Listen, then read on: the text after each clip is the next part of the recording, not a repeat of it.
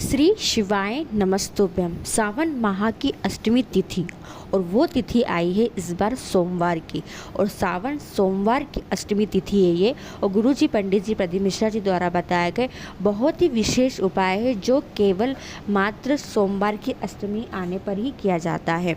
देखिए, मंगल विवाह में देरी हो रही है, विवाह हो चुका है पर निभ नहीं रहा है, तलाक तक बात पहुंच गई है, डिवोर्स तक बात पहुंच गई है।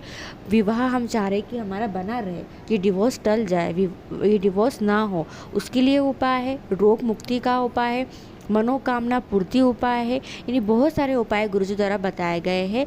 तो ये पार्ट 3 वीडियो है। इसके पहले 2 वीडियो मैंने अपलोड कर चुकी हूँ, ये पार्ट 3 वीडियो है। इसमें हम नए विशेष उपायों की बात करेंगे। तो चलिए वीडियो शुरुआत करते हैं। स्वागत है मोदिती ऑफिशियल चैनल पर। अगर आप लोगों ने अभी तक चैनल को सब्सक्राइब नहीं कर रखा है तो प्लीज़ चैनल को सब्सक्राइब कीजिएगा और कमेंट में श्री शिवाय नमस्तुभ्यम हर हर महादेव अवश्य लिखिएगा।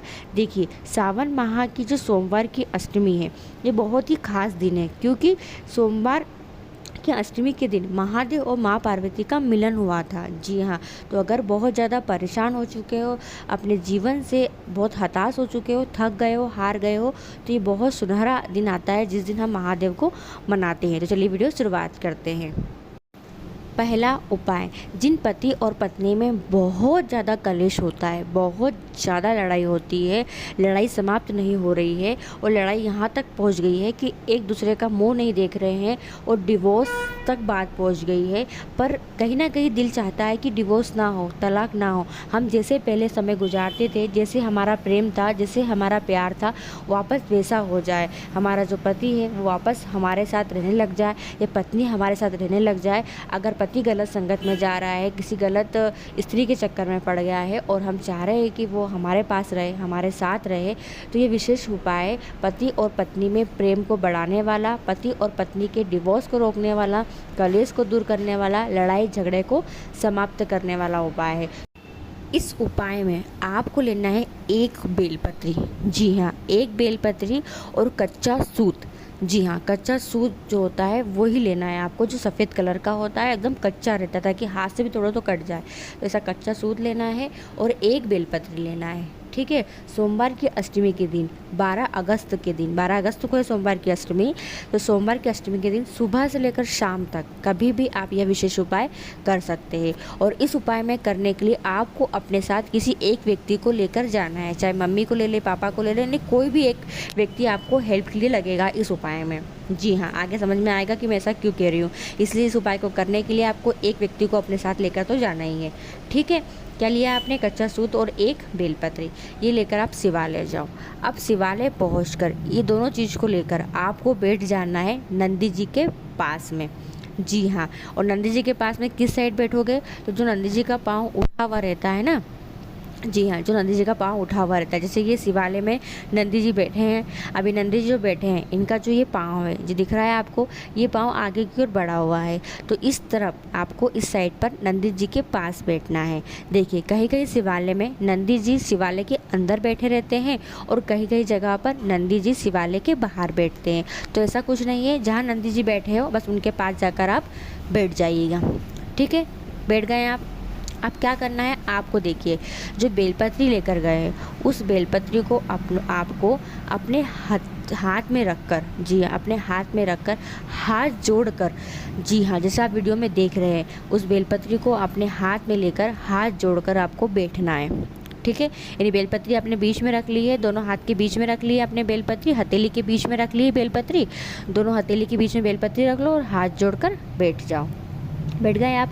अब आप जो कच्चा सूत लेकर गए हैं, तो साथ में मैंने कहा था कि एक व्यक्ति को आपको लेकर जाना है, तो जिस व्यक्ति को लेकर गए हो उस व्यक्ति से आप कहिएगा कि मेरे इस दोनों हाथों पर, यानी जो मैंने हाथ जोड़कर बैठी हुई हूँ, इन दोनों हाथों पर आपको कच्चे सूत को लपेटना है। जी हाँ, तो कैसे लपेटना है आप वीडियो में देखकर समझ सकते हैं। ये आपको हाथ में कच्चे सूत को लपेटते जाना है। और कितने टाइम लपेटना है? तो कम से कम 7 बार। कितने बार? 7 बार कच्चे सूत को अपने हाथों पर लपेट लेना है। ठीक है, जब व्यक्ति आपके हाथ में कच्चा सूत लपटे तो ऐसा नहीं कि आप इधर उधर ध्यान भटक रहा है आपका, आपको श्री शिवाय नमस्तुभ्यम मंत्र का जाप करते जाना है और बैठ जाना है और महादेव को देखते जाना है। ठीक है, तो 7 बार आपने कच्चा सूत लपेट लिया है। अब आप क्या करो, कच्चा सूत लपेटने के बाद जो व्यक्ति ने आपको लपेटा है उससे कहो कि कच्चा सूत निकाल कर आपको दे दे, यानी हाथ से आपके निकाल ले। आपके हाथ से लपेट लिया, निकाल लिया आपने। अब आपको एक हाथ में कच्चा सूत रखना है और एक हाथ में बेलपत्री रखना है, ठीक है। इस प्रकार का आपको कच्चा सूत बन जाएगा आपका 7 तार वाला, और एक बेलपत्री बन गई है। महादेव और माँ पार्वती के दर्शन करो पहले, फिर खड़े हो। खड़े होकर आपने देखा होगा शिवालय में माँ पार्वती जी हमेशा हाथ जोड़कर विराजमान रहती है। जी हाँ, हाथ जोड़कर माँ पार्वती बैठी रहती है। तो आपको उस कच्चे सूत को माँ पार्वती के हाथों पर, हस्तकमल पर रख देना है, समर्पित कर देना है। समर्पित कर दिया आपने, ठीक है। अब जो बेलपत्री है, उस बेलपत्री को माँ पार्वती का जो हस्तकमल है, जहाँ शिवलिंग रखा रहता है, जहाँ कटी भाग कहते हैं, उस कटी भाग पर उस बेलपत्री को भी आपको समर्पित कर देना है। अब आपको माँ पार्वती से और महादेव से प्रार्थना करना है। इस प्रकार प्रार्थना करना है कि हे माँ पार्वती, हे महादेव, अब मैंने अपने रिश्ते की डोर आपके हाथों में सौंप दी है। जी हाँ, अपने रिश्ते की डोर आपके हाथों में सौंप दी है। मेरा जैसा पहले जीवन चल रहा था पति और पत्नी में, हम दोनों का जीवन काल चल रहा था, वैसा जीवन काल वापस से शुरुआत कर दो। हमारा जो डिवोर्स होने वाला है उसे रोक दो। मेरे संबंध को प्यारा बना दो, सुनहरा बना दो, ताकि हम दोनों पति और पत्नी साथ में एक साथ रह सके। अपने दिल से प्रार्थना करना है और हाथ जोड़कर फिर अपने घर की ओर आ जाना है। यह विशेष उपाय सोमवार की अष्टमी पर किया जाता है। तो ये 12 अगस्त की पड़ी है और सावन माह की चौथे सोमवार पर आई है। दूसरा उपाय, जिन बच्चा या बच्चियों का मंगल विवाह नहीं हो पा रहा है, विवाह के लिए कई समय से प्रयास कर रहे हैं कि हमारा विवाह हो जाए, हमारा विवाह हो जाए, पर विवाह नहीं हो पा रहा है और उम्र जो है बढ़ती जा रही है। जी हाँ, उम्र 28 साल, 30 साल, 32 साल, 40 साल हो गई है। तो गुरुजी ने सोमवार की अष्टमी के दिन इस उपाय को करने को कहा है। स्वयं लड़का या लड़की करे तो बहुत अच्छी बात है। अगर वो किसी कारणवश नहीं कर पा रहे हैं तो माता पिता भी अपने बच्चों के लिए यह उपाय कर सकते हैं, बहन भाई भी कर सकते हैं। करना क्या है, आपको लेना है 11 पुष्प की पंखुड़ी। पंखुड़ी बिल्कुल कोमल कोमल लेना है ताकि कहीं से कटी हुई ना हो, इस बात का ध्यान रखें। और 11 गुलाब की, लाल गुलाब की पंखुड़ी आपको ले लेना है। कितनी ली है आपने? 11 ली है, ठीक है। फिर आपको लेना है लाल चंदन। देखिए, लाल चंदन पिसा हुआ भी मार्केट में मिल जाता है। एक दानेदार मिलता है, दानेदार भी ले सकते हो या घिस के निकाल के भी बना सकते हो, ठीक है। लाल चंदन ले लिया है। लाल चंदन को और पंखुड़ी को लेकर आपको शिवालय जाना है। अब शिवालय पहुंचकर आप क्या करेंगे, लाल चंदन से महादेव की सबसे छोटी पुत्री माँ अशोक सुंदरी के स्थान पर, ठीक है, माँ अशोक सुंदरी के स्थान पर आपको लगाना है लाल चंदन की 11 बिंदी। एक एक करके बिंदियाँ लगाइएगा। आप वीडियो में देखकर समझ सकते हैं। लाल चंदन थोड़ा ज़्यादा लेकर जाइएगा ताकि बिंदियाँ लगाने में अच्छे से आ जाए, और हर एक बिंदी को अच्छा मोटा मोटा लगाइएगा। तो जैसे आपको 11 बिंदियाँ लगा देना है, एक के बाद एक, एक के बाद एक, एक के बाद एक, महादेव की सबसे छोटी पुत्री के स्थान पर। और उन्हीं बिंदियों के ऊपर आपको 11 पुष्प की पंखुड़ी भी समर्पित करते जाना है। यानी हर एक बिंदी पर एक पंखुड़ी, हर एक बिंदी पर एक पंखुड़ी, हर एक बिंदी पर एक पंखुड़ी, पर वो पंखुड़ी गुलाब की होना चाहिए, ध्यान रखिएगा, ठीक है। बस इतना सा करना है इस उपाय में, और अपने विवाह की कामना करना है। यह उपाय भी विशेष सोमवार की अष्टमी पर ही किया जाता है। तीसरा उपाय, ये उपाय है रोगों से मुक्ति के लिए।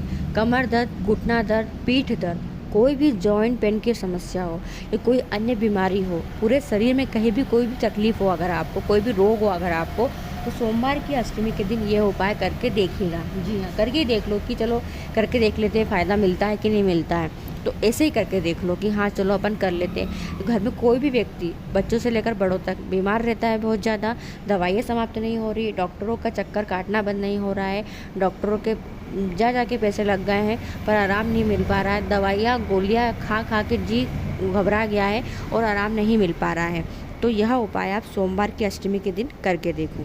क्या करना है, आपको लेना है चने की दाल। जी हाँ, वो भी कितनी? 14, 14 यानी 14 चने की दाल। चने की दाल जब लो तो ध्यान से देखना कहीं से भी कटी हुई खराब ना हो, अच्छी साबुत चने की दाल ले लीजिएगा। जो व्यक्ति बीमार है, पीड़ित है, उस व्यक्ति के ऊपर से 14 बार उतारना है। कैसे उतारते हैं आप सभी को पता है? आपके घर में आपकी मम्मी वगैरह या कोई भी व्यक्ति नज़र कैसे उतारता है? ऊपर से नीचे झाड़ू से नज़र उतारता है व्यक्ति, सेम वैसे ही आपको 14 बार उसको ऊपर से नीचे उतार लेना है। और 14 बार उतार कर पीड़ित व्यक्ति स्वयं या जिसने उतारा है वो व्यक्ति चने की दाल को शिवालय जाकर शिवलिंग के ऊपर, जी हाँ, शिवालय जाकर शिवलिंग के ऊपर श्री शिवाय नमस्तुभ्यम बोलते हुए एक साथ पूरी चने की दाल शिवलिंग पर समर्पित कर दे। जी हाँ, पूरी दाल एक साथ शिवलिंग पर समर्पित कर दे। चने की दाल समर्पित करना है, वो भी कितनी, 14 चने की दाल। तो ये विशेष उपाय है रोग मुक्ति के लिए, जो केवल सोमवार की अष्टमी के दिन किया जाता है। चौथा उपाय, ये उपाय आप किसी भी मनोकामना के लिए कर सकते हैं। जी हाँ, कोई भी मनोकामना हो, दिल की कोई भी बात हो, कोई भी परेशानी हो, कोई भी बात हो जो बाबा से आप कहना चाहते हो, तो मनोकामना पूर्ति के लिए बहुत ही विशेष उपाय है। क्या करना है, आपको जाना है बेलपत्री के वृक्ष के पास। जी हाँ, और बेलपत्री के वृक्ष के पास जाकर आपको बेलपत्री की जड़ की मट्टी से ही एक छोटा सा शिवलिंग बनाना है। जलाधारी नहीं बनाना है, नाग देवता नहीं बनाना है, नंदी जी भी नहीं बनाना है, केवल एक शिवलिंग बना देना है। एक छोटा सा शिवलिंग बनाइए। बनाने के बाद आपको जैसी पूजा आती है, जल समर्पित कर दे, चंदन, चावल, पुष्प समर्पित कर दें। पर इस उपाय में विशेष जो है वो यही है कि बेलपत्री के वृक्ष की जड़ की मट्टी लेना है। जी हाँ, और उसी से शिवलिंग का निर्माण करना है। समर्पित कर दे और एक बेलपत्री, जी हाँ, एक बेलपत्री महादेव को श्री शिवाय नमस्तुभ्यम बोलते हुए समर्पित कर देना है। गुरुजी ने कहा था कि जब हम बेलपत्री के वृक्ष के नीचे शिवलिंग का निर्माण करते हैं और पूजन करते हैं, तो हमें बेलपत्री के वृक्ष में जितनी भी पत्तियां लगी हुई हो, जी हाँ, 1000 करोड़ जितनी भी पत्तियां लगी हुई हो, उतनी पत्तियों की गिनती के तुल्य शिवलिंग बनाकर पूजन करने का फल मिलता है। यानी कि अगर जितनी मान लो 1000 पत्तियां लगी है, तो इसका फल मिलेगा कि हमने 1000 शिवलिंग बनाई है और 1000 शिवलिंग बनाकर बाबा की पूजा की है। और फिर उसका फल हमें ये मिलता है कि हम जिस भी कामना से शिवलिंग बनाकर पूजन करते हैं, वो मनोकामना तुरंत पूरी हो जाती है। हाँ जी, ये बहुत सुनहरा दिन है कि सोमवार, सावन और अष्टमी तीनों एक ही दिन, तो महादेव की कृपा तो होगी ही होगी। जी हाँ, तो बेलपत्री के वृक्ष के नीचे बेलपत्री की जड़ की मट्टी से ही यह उपाय किया जाता है। तो कुछ विशेष उपाय हैं जो सावन सोमवार की अष्टमी पर आप कर सकते हो और अपनी मनोकामना को पूरा जल्दी कर सकते हो, बाबा को प्रसन्न कर सकते हो। तो इस प्रकार अगर आपको वीडियो अच्छी लगी हो तो और लोगों तक शेयर कीजिएगा। श्री शिवाय नमस्तुभ्यम। हर हर महादेव।